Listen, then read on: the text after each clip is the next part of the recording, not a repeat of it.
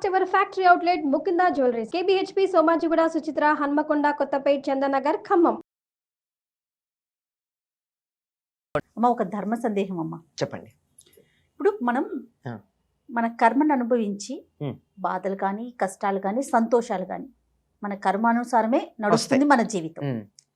అలాంటప్పుడు హోమాలు చేయటం, పూజలు చేయటం, ప్రత్యేకమైన వ్రతాలు చేయటం, గుడికి వెళ్ళటం, భగవన్ నామ స్మరణ చేయటం, ఇవి ఏమి చేసినా ఈ కర్మ అనేది తప్పదు. అవును కదా. అప్పుడు చాలా మంది యువతకి ఇలాంటి ప్రశ్న తలెత్తుతుందమ్మా, ఎలా అయినా తప్పదు కదా, ఇవన్నీ చేయటం ఎందుకు, ఎందుకు చేయాలి? కర్మను బట్టి మన ఫలితం అనేది ఆధారపడి ఉంటుంది. అలాంటప్పుడు మళ్ళీ మనం పూజలు, హోమాలు, వ్రతాలు ఇవన్నీ ఎందుకు చేయాలి? ఈ ప్రశ్నకి అసలు సమాధానం ఏం చెప్పాలమ్మా? ఇంగ్లీష్లో ఓ సామెత ఉంది, తెలుగులో చెప్తా దాన్ని. చెప్పండి. ఇంగ్లాండ్లో చాలా భయంకరమైనటువంటి వ్యాధిగా పరిగణించేది జలుబు, ఇన్ఫ్లుయెన్జా. అంతే కదా, చలి దేశం, ఒకసారి వస్తే పోదు అక్కడ. అవునవును.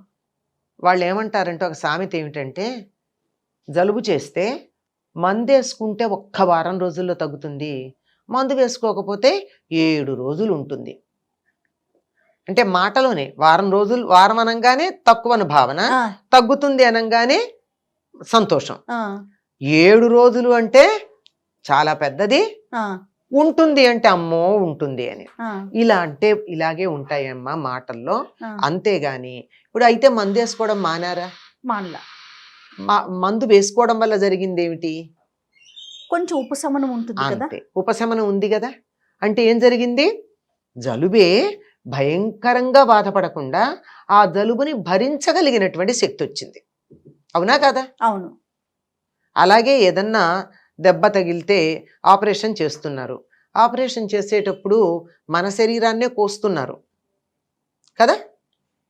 ఆ శరీరానికి అక్కడ బాధ ఉందా లేదా? ఉన్నది కదా. కానీ అనస్థీషియా ఎందుకు ఇస్తున్నారు? ఆ బాధ మనకి ఎక్కువగా తెలియకుండా బాధ ఉంది, తెలియటల్లా. అంటే తెలిస్తే గిలగిల్లాడుతున్నాం, తెలియకపోతే అనుభవిస్తున్నాం. కానీ pain is inevitable, suffering is optional అంటారు. నొప్పి తప్పదు, బాధ తప్పుతుంది. ఇదే కర్మ సిద్ధాంతంలో మీరు చెప్పిన దానికి. అనుభవించటం అన్నా తప్పదు, కానీ అనుభవించేటప్పుడు మనం బాధపడడంలో తీవ్రత తగ్గుతుంది. తేలికగా అనుభవిస్తాం, హాయిగా అనుభవిస్తాం. తప్పదండి. ఒక చిన్న ఉదాహరణ మా గురువు గారు ఎప్పుడు చెప్పేది మీకు చెప్తాను. అంటే అది బాగా ఆయన మాకు మనసులకు హత్తుకునేట్టు చెప్పారు గనక అది చెప్తే అందరికీ కూడా అర్థమవుతుందని. తప్పకుండా. ఒకరి జాతక రీత్యా ఏదో గ్రహాలు ఉంటాయి కదా, ఆ గ్రహాల కారణంగా కాలు విరగాల్సి ఉంది. భగవంతుణ్ణి ప్రార్థిస్తే లేక దేవుణ్ణి పూజిస్తే భగవంతుడికి వీరి మీద కాస్త దయ కలిగితే కాలే మంచం మించి కదలకుండానే ఉంటాడు. కాలు సర్జరీ అవసరం లేకుండా చిన్న దెబ్బ తగిలి అస్సలు కదలలేని పరిస్థితుల్లో మంచం మీద ఉంటాడు. గ్రహాల ప్రకారం వాడు ఇంతకుముందు ఏదో కర్మ సిద్ధాంతంలో మాకు చెప్తూ ఉంటారు కొంతమంది, నువ్వు పూర్వజన్మలో ఎవరి కాలు విరగ్గొట్టావు, అందువల్ల ఈ జన్మలో నీ కాలికి దెబ్బ తగిలింది అని. నువ్వు అక్కడ పూర్తిగా విరగ్గొడితే నీ కాలు ఎందుకు విరగలేదు? నీకు వడ్డీతో సహా పనిష్మెంట్, ఫైన్తో సహా పనిష్మెంట్ రావాలి కదా. ఫైన్తో సహా పనిష్మెంట్ రాలి. ఏదో కొంచెం మంచి పనులు చేసావు గనక వాడి కాలు నువ్వు టోటల్లీ విరగ్గొడితే నీకు కాలికి దెబ్బ తగిలి ఏదో మడమో వేలో కింద భాగమో ఎక్కడో దెబ్బ తగిలి మంచం మీద ఉండవు, ఫ్రాక్చర్ అయింది. పూర్తి వాడికేమో కాలు తీసేశారు నువ్వు విరగొట్టినందువల్ల. నీకు కాలు తీసేయలే, కాలుంది. ఏమిటిది? దీనికి కారణం భగవద్ అనుగ్రహం. అంచేత మన కర్మని మనం అనుభవించక తప్పదు. కానీ అనుభవించేటటువంటి సమయంలో కాస్త తీవ్రత తగ్గే అవకాశం ఉంది. అంతేకాకుండా అసలు బాధని తట్టుకోగలిగినటువంటి స్థైర్యం వస్తుంది. అంతే కదా. ఏ కష్టం ఉన్నా మనం దాన్ని ఎదుర్కోగలుగుతాం. అంతేనమ్మా? అంతే, ఎదుర్కోగలగడం, దాన్ని అనుభవించేస్తామంతే. అదేం పెద్ద సమస్య కాదు. ఇంకొక ఉదాహరణ కూడా చెప్పారు ఆయన. ఎట్లాగంటే మనకి తెలుసు అనుకో, కొంత ఆలోచన ఉందనుకో, ఆలోచన గనక ఉన్నట్టయితే దాన్ని పరిహరించుకునే మార్గం ఏమిటంటే ఆ గ్రహాల కారణంగా, అంటే పూర్వజన్మలో చేసిన పనులు దానివల్లే కదా గ్రహాల ప్రభావం మన మీద ఉంటుంది. దానికి కారణంగా ఏదో అక్రమ సంబంధాలు, ఇట్లాంటి వాటిల్లో ఇన్వాల్వ్మెంట్స్ నీ జన్మలో నీ జాతకంలో ఉన్నాయి, తప్పవు. ఈ పీరియడ్లో తప్పనిసరిగా నువ్వు అలాంటి వాటి జోలికి వెళ్లాల్సిన పరిస్థితి వస్తుంది. తెలుసు. తెలిస్తే ఏం చెయ్యాలి? లేదా తెలియలేదు, తెలియకపోయినా గురువు అనుగ్రహం ఉందనుకో, ఆ సమయంలో అటువంటి పుస్తకాలు చదవడం, రాయడం, ఎవరన్నా అలాంటి విషయాలు చెప్తే వాళ్ళని ఓదార్చడానికి మన సమయాన్ని వెచ్చించటం, ఇట్లాంటివి ఉంటాయి. జాతక రీత్యా నీ కర్మను అనుసరించి హాస్పిటల్లో ఉండాల్సింది ఉంది. నువ్వు మంచం మీద ఉండక్కర్లేదు కదా, హాస్పిటల్లో ఉండాల్సి ఉంటే ఎవరైనా రోగులకు సేవ చేయి, హాస్పిటల్ డ్యూటీ వేసుకో, వెళ్ళక్కడ ఎవరికన్నా ఒంట్లో బాగుండకపోతే నేను తోడుంటాను రాత్రిపూట అని చెప్పు. హాస్పిటల్లో ఉంటావు, అన్ని రకాల అందరూ పడుతున్న బాధలు చూస్తావు, నువ్వు ఎవరిని అటెండ్ అవుతున్నావో వాళ్ళ బాధలన్నీ వింటున్నావు, వాళ్ళు కేకలు పెట్టినప్పుడు అలా నువ్వు కూడా మనసులో అయ్యో అంటూ ఉన్నావు. నువ్వు భౌతికంగా బాధపడలేదు కానీ నువ్వు కర్మ మాత్రం అనుభవించావా లేదా? హాస్పిటల్లో ఉండటం అనేది రాసింది కాబట్టి ఖచ్చితంగా ఉన్నావు. ఖచ్చితంగా ఉన్నావు. ఎందుకున్నావు అన్నది వేరే మాట, ఎందుకున్నావు అన్నది వేరే మాట, కానీ నువ్వు ఉన్నావు కదా, నీ కర్మ పరిహారం అయిపోయింది. ఇది మామూలుగా మన కంటికి కనపడేటటువంటి విషయాలు. అదే ఒక దైవాన్ని పరిపూర్ణంగా గనక విశ్వసించినట్టయితే, పరిపూర్ణమైన విశ్వాసం, ఊరికే కబుర్లు ఎలా ఉంటుందో చూద్దాం, పరీక్ష చేద్దాం, అయ్యాక నమ్ముదాం, అయితే నమ్ముతాం, ఇలాంటివి ఉంటాయే, ఇట్లా మన అవసరం కోసం నమ్మినట్టుగా మనమే ఆత్మవంచం చేసుకుంటాం చాలా సందర్భాల్లో, నమ్మినట్టుగా ఉంటాను. అట్లా కాకుండా పరిపూర్ణంగా గనక విశ్వసించినట్టయితే ఎన్నో కర్మలని కళల రూపంలో మరొక పద్ధతిలో పరిహారం చేస్తారు.